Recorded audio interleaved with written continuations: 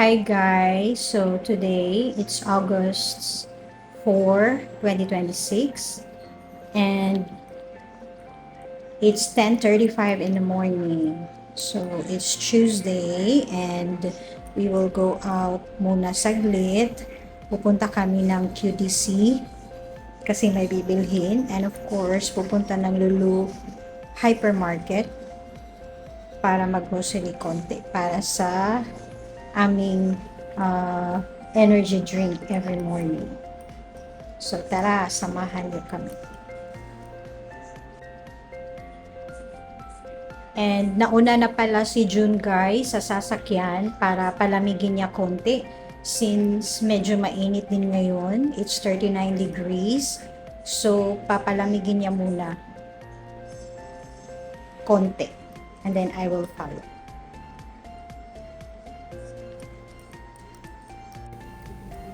So tara guys, mainit po talaga sa labas ngayon and of course medyo humid din, mas humid today compared yesterday.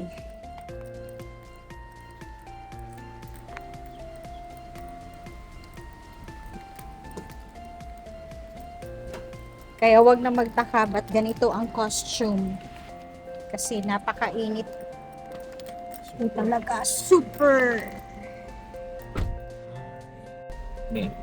Tara, let's go.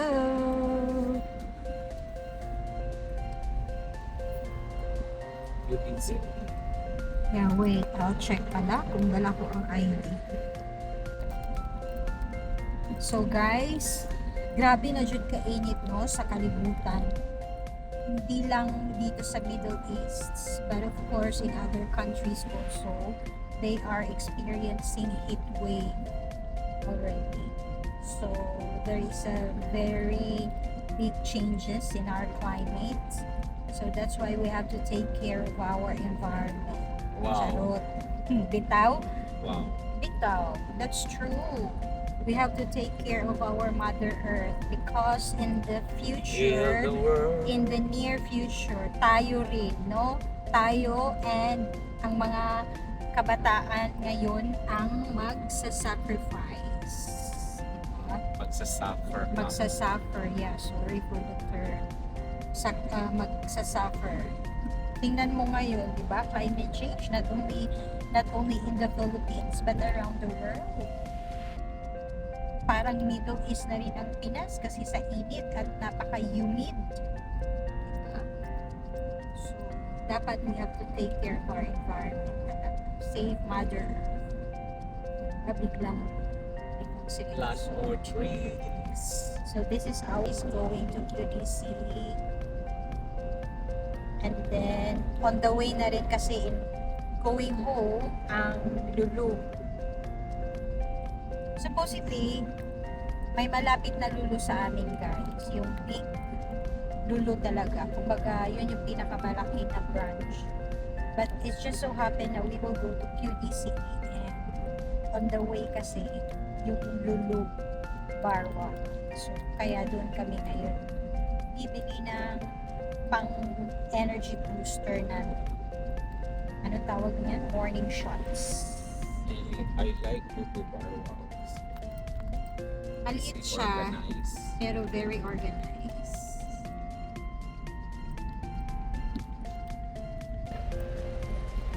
So guys, we are here in QDC, but unfortunately, we cannot take pictures or video inside kasi bawal. So, nanami sa parking area, but later we will show you kung saan ba ang napalit. So, later na Mga lang. liquor, mga ganyan alcohol o And some 40-40. products. Okay. Ayan guys, galing na kami sa loob. Ayun si June. May bit-bit na black bag. Grabe! Grabe kainit guys! So, struggle, you know, movie na siya. So, muna, if you don't want to experience the heat of the sun, So, do not go out. Just stay at home, no? So, ganun talaga. Siyempre, lumabas ka. Then, Alipin tayo sa Real. Nagtatrabaho tayo dito sa Middle East. guys. Ang pinakaayaw ko lang kasi talaga, actually, okay lang naman na mainit. I mean, yung temperature, if the temperature is very high, actually, okay lang naman. As long as hindi siya humid. Yung dry. Yung humidity kasi pag mataas, yes, pag mataas kasi ang humidity, yun ang mahirap. Malagkit. Yes. At saka pagpapawisan ka talaga. Unlike kung mababa ang humidity, mainit lang siya, so dry. Okay lang, mas kaya pa yun eh. Kaya ngayon, sa mga panahon na ito, this week, actually tumaas yung humidity even in the daytime. Usually kasi sa nighttime lang. Pero ngayon, this week talaga, even daytime, mataas ang humidity. Kaya better stay at home kung wala namang, if you are here in Qatar, no, better stay at home kung wala namang bibilhin or walang importanteng gagawin outside home, outside your house. Or kung meron man, I would suggest also, kung gusto kang lumabas, better later in the evening or later in the afternoon, no, kung saan bababa na ang temperature. Though ang humidity, ganun pa rin naman. Or maaga. Depende kasi may mga store na late naman na nag-open. So, ganun talaga. So, we are heading now to Lulu Marwa. So, we are going out to Abu Hamur Road.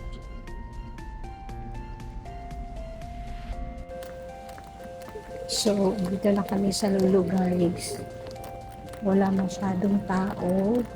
It's because it's weekdays. So, mostly sa mga tao na sa work. So, medyo mingaw. Naka-timing si Carol na fresh at bagong-bagong pitas na mga Lahi-lahiyo na to? Ha? No, isama mo na. Kasi ito Gerger. Ang sarap talaga ng Gerger, guys. Ibang Gerger yan. Ito may ilagay mo sa loob. So, green na green pa. Kasi nga umaga tapos walang masyadong tao. Ito may. Mag-chicken tayo, partner Sa niya. loob. Mm.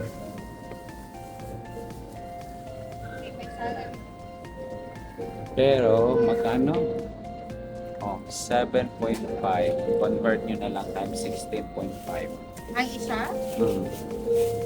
Or ang Sarap.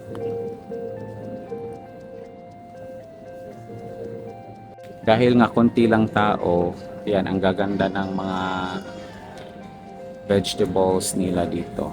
Ayun. yeah, that's good. Super ganda. Parang si Carol maganda. Char.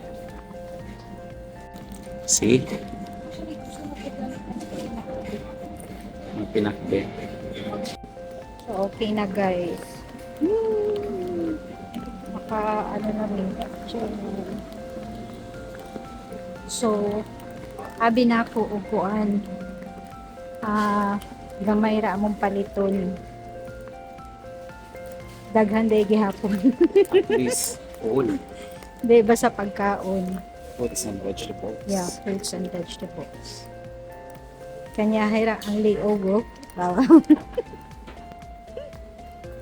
Healthy baby girl. So, ayan na guys.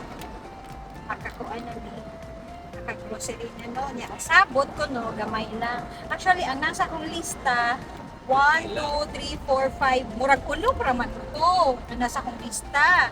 So, wala ko nagdala og katong mga ligpon na bag. So, I did not bring katong matitibay na bags for grocery. Kasi nga, 6 pieces lang yata dapat ang bibili namin. Ang Ang nangyari, times 10. 12 bags. Oh, actually, may nakita kasi kami mga fresh na vegetables. Kaya napamili kami kasi nga, there are times na pag nag-grocery kami, hindi na fresh yung vegetables. It's because a lot of people already touched and squeezed those items, mga vegetables. So, na-amaze lang kami ngayon kasi nga, bago, aside sa walang masyadong tao, yeah, kakalagay lang nila. So, fresh from the boxes, fresh from the crates. So, hindi pa siya masyadong bugbong. So, ayun lang. Oh, so, pauwi na kami ngayon. It's 12:09 in the afternoon. Yes. And hindi ko pa na-check on temperature, but I think kanina it's 39, so maybe it's 40 plus na. Kasi grabe na talaga ang init, and of course the humidity is very high. So we will call Kuya Tyler pag malapit na kami sa bahay para magtapos kasi hindi kayanin talaga. So, hindi pwede pabalik-balik ka ng labas, especially at this time na very init. Siguro pag winter, okay lang. Pag summer talaga, guys, hindi kayanin. So, ayun lang. Short trip natin today. And of course, si Kuya Tyler ayaw niyo sa mga ganito. Unless kung ipilitin mo siya. But, kanina kasi when we go out from the house, he was still sleeping. So, ayun. Hindi ko na siya pilitin. So, pauwi na So, kami. kung maranas siya talaga ang Gutom. init dito sa Middle East, dito sa Doha, lumabas kayo ng 12. Just eat natin. So, pauwi na kami ngayon. Sanayan na lang guys, sa totoo lang. Sakit talaga siya sa balat. Sakit na Actually. rin, sanayan na. Kaya nga talaga ako dadala talaga ako ng scarf.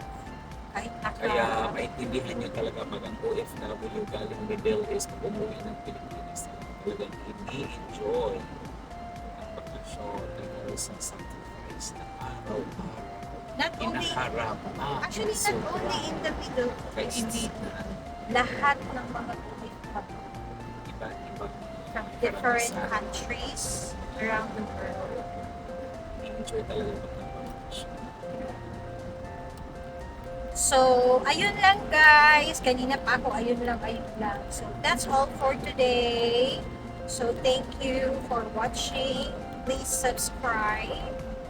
And hope to see you in our next vlogs. Yes. God bless God bless. everyone. Bye-bye. Kaupon ka. Daghang salamat.